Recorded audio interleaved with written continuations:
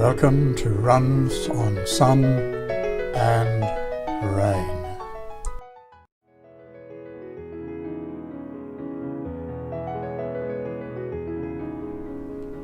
I would like to acknowledge the traditional custodians of the land on which we meet today and pay my respects to their elders past and present.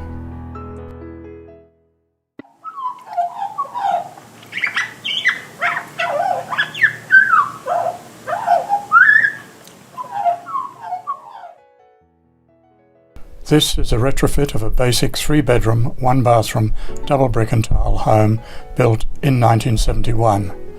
A brick and tile garage was added later.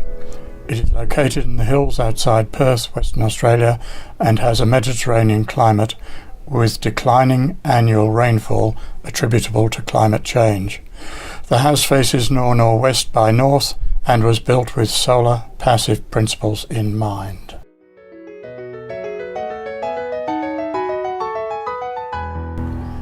After seeing the film An Inconvenient Truth, I started harvesting the sun's energy in 2008. I have done this in 3 stages.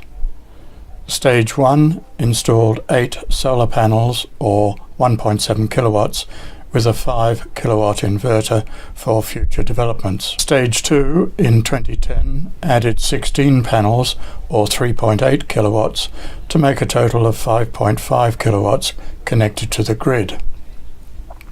Stage 3 in 2014 installed 5.8 kilowatts or 18 panels on the garage roof with an inverter, a Selectronic controller and batteries for a hybrid off-grid system.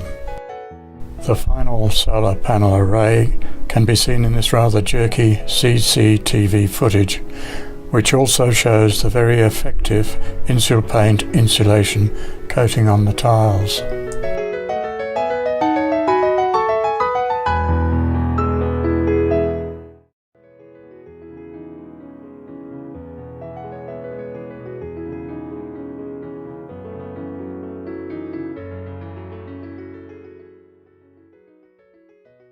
The plan layout can be seen in this vertical drone view.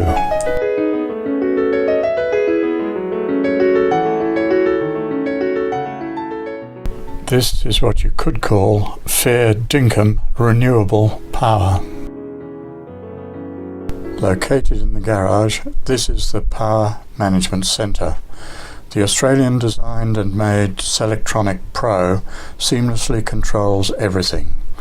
When the sun shines, the power from the garage roof goes to the house, charges the storage batteries and can charge the electric vehicles.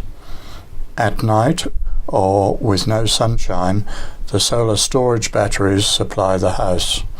With no solar and low batteries, power can be taken from the grid. I can monitor both the grid-connected solar output with a remote indicator and the house consumption with a centimetre indicator.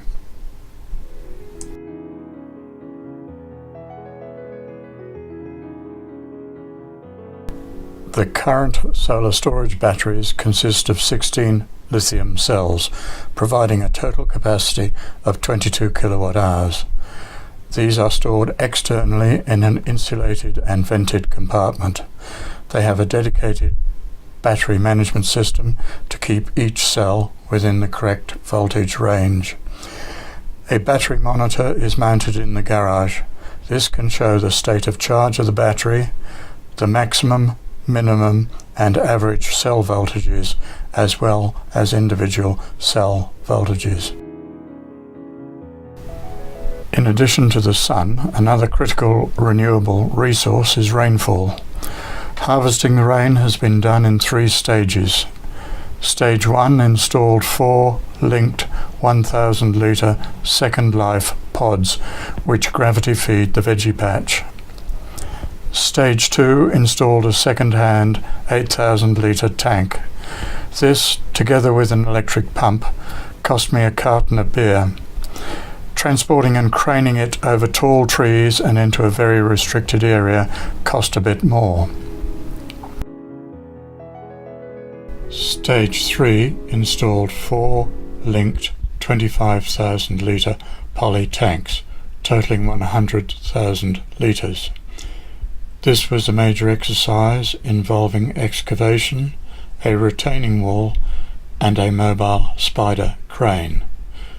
The primary purpose of the Stage 3 tank system was to supply the rooftop sprinklers for bushfire defence.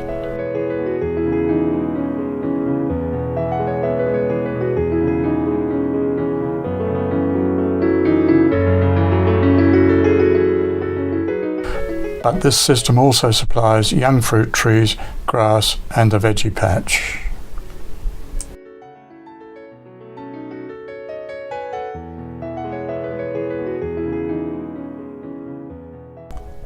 Sustainable renewable power is also used for transport and tools. The transition from the infernal combustion engine to sustainably charged battery power was accomplished in 3 steps. It started with this battery electric motorbike in 2010.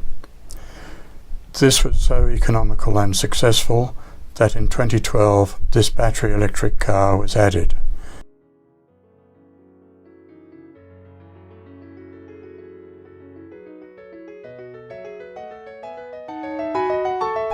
Finally, the petrol car was sold. Power tools and garden tools were progressively changed to battery power. The latest addition was this self-propelled, battery-powered lawnmower, complete with headlights for quiet mowing in the cool of the evening if required. Other sustainable features and practices include, but are not limited to, insulation and composting. The house is very comfortable across the seasons and is good for both the pocket with lower running costs and the planet with lower emissions. Thank you for your visit today.